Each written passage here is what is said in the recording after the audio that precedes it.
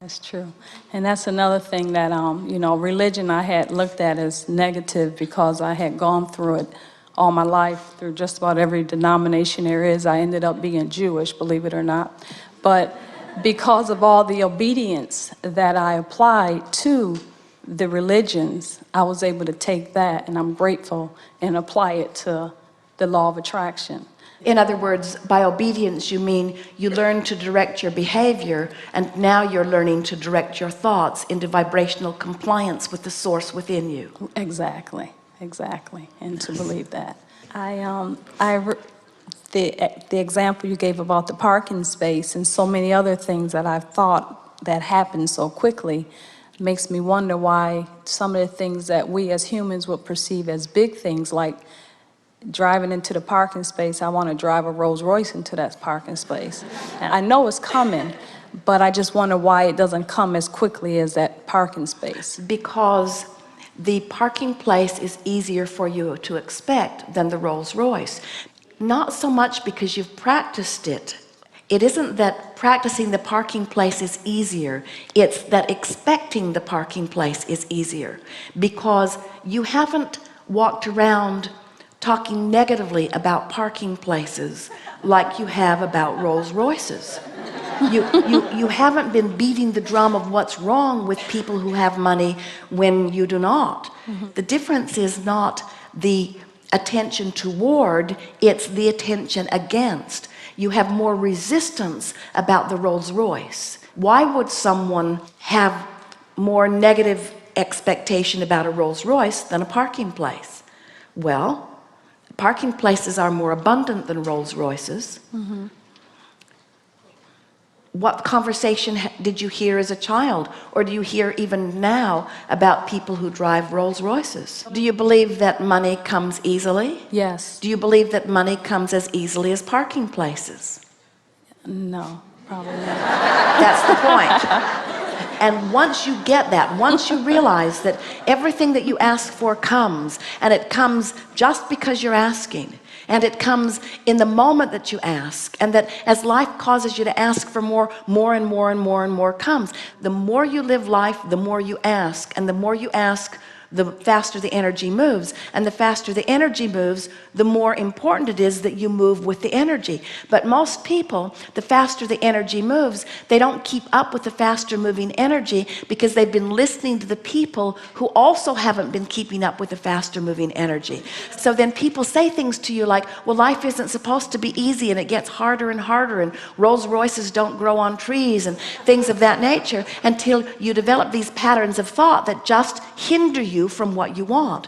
What this gathering is about is catching yourself in the act of the hindering thought and recognizing it, because viscerally it just feels off, and then chewing on the thought that feels off until it doesn't feel so off. Jerry and Esther went with Louise Hay several years ago for lunch, and Louise picked them up in her Rolls Royce. And it was the first Rolls Royce. Esther had been inside, and it was a beautiful machine, so beautifully created. And Esther sat in the front seat with Louise and just took it all in. She loved it. And in Esther's mind, she's thinking about that commercial about, pardon me, do you happen to have any Grey Poupon? Esther just, she cannot get it out of her mind. And she doesn't know Louise very well at that point, and she's not sure how far she should go with her. And so Esther looked over, and she took a deep breath, and she said, with a smile on her face, pardon me. And without missing a beat, Louise just reached over, punched the glove box, and it fell open, and inside was a bottle of Grey Poupon.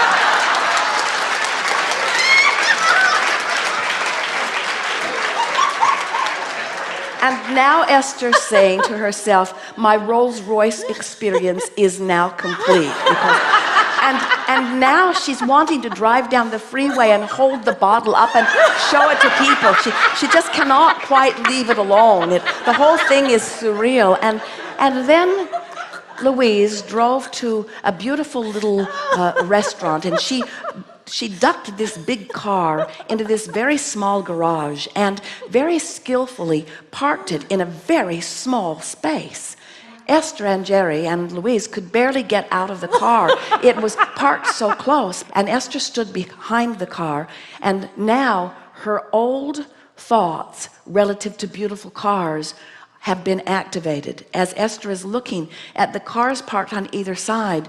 And she said to Louise, aren't you worried about somebody bumping up against your beautiful car? Now this is one of the things that kept Esther from buying a beautiful car like that. It's one of the things that she worries about. In other words, it's still active in her vibration. She doesn't even know it's active in her vibration until suddenly she's standing there looking at this magnificent machine wedged in this tiny little place. And Louise looked at Esther, and then this calm, cool breeze sort of blew out of her and all over Esther as Louise says, I never worry about my beautiful car. I just expect others to love and respect it as much as I do. Awesome. And Esther felt that peace of well-being just wash into her. In other words, it was a contrasting experience which caused a new rocket of desire, a summoning of source energy, perfect words flowing forth from someone.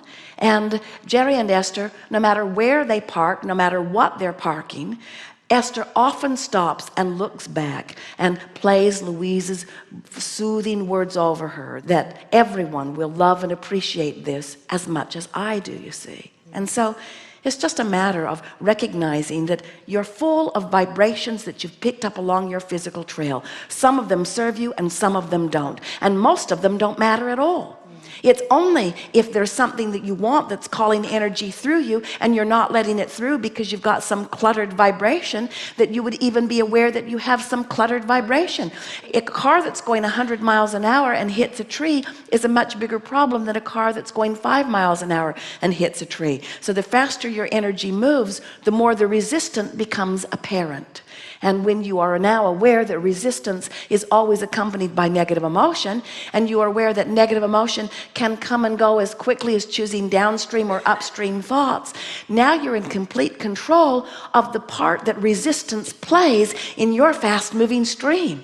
So now you never ask the stream to move more slowly because it won't. And instead, you just encourage the stream to continue to move as fast as it will, which is what life is causing you to cause it to do. And now you're in control of your movement in the stream.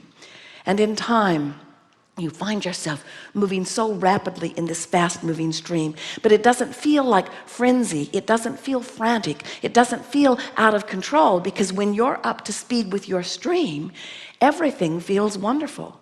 That's the way you're wanting to live, you see. That's what you knew when you made the decision to come forth into this physical experience. You knew it would be fast, and you knew it would be fun, and you knew that you had the resources to stay up to speed with it. You would much rather be on a fast-moving stream, even paddling against the current, than in a stagnant pond. You really would. And that's why you came forth into this physical experience. You knew this physical experience would inspire fast-moving energy. You knew that this was the time of awakening, and you knew that in the time of awakening, your likelihood of waking up would be stronger. And so here you are in a fast-moving stream, feeling your emotions more keenly than ever before. And now, instead of worrying about all of these emotions, we encourage you to reach for one emotion and one emotion only. And that is the emotion of relief. Because where you are is always relative.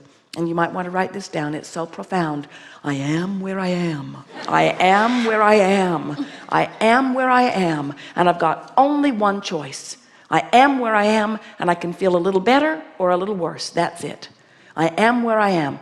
Can't feel fabulous, can't feel awful. I am where I am, and my only choice is a little better or a little worse. I am where I am. My only choice is a little better or a little worse. And what happens to most people, we don't want to hurt your feelings. Most people every day feel a little worse and feel a little worse and feel a little worse. They watch CNN. They join the online chat groups.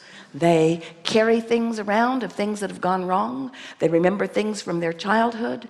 But every day you have the option of feeling a little better and feeling a little better and feeling a little better and feeling a little better and feeling a little better about thousands of different subjects. And as you choose the better feeling thought and feel better, now you shift your placement in the universe. In other words, now just by reaching for one thought that feels a little better, now your point of attraction has shifted. Now you have access to different rendezvous points. Now you have access to your boss being in a different mood when she rendezvous with you. Now you have access to different aspects of the economy. Now you have access to different personality points of those people that you are working with or that you are living with. In other words, just a little effort at feeling a little better shifts your whole point of attraction. Everyone in the universe is now assigned to you in a different way by law of attraction because of that shift in your vibration. And now you feel a little better, and now you feel a little better, and now you feel a little better, and before you know it, you're standing in front of your Rolls Royce.